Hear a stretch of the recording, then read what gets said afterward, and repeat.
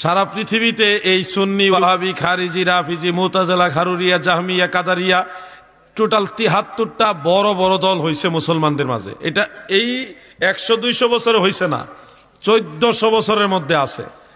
তো ১৪০০ বছরে বলতে সাহাবীদের জমানাতেই, সাহাবাই কারাম যেই জমানায় ছিল ওই জামানাতেই ভাগগুলি শুরু হয়ে গেছে। কথা বুঝতে পারছেন? এই বন্ডক, ভাগাভাগি, দলাদলি এটা কিন্তু এই জমানায় হয়েছে এমন না। হযরত আলী রাদিয়াল্লাহু আনহুকে অমান্য করে একটা দল বাইরে ছিল, তাদেরকে বলা হয় খারেজি।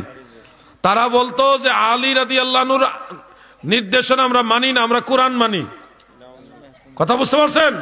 তারা বলছে আমরা হযরত আলীর ফয়সালা মানি না, ইনিল হুকমু ইল্লা লিল্লাহ, আল্লাহর ফয়সালা ছাড়া আর কারো ফয়সালা মানি না। তো এই যে কথাটা এখনো দেখবেন যারা বেশি ফিতনাবাজ তারা কোরআনের দোহাই দেয় বেশি, ইমামদের মানে না।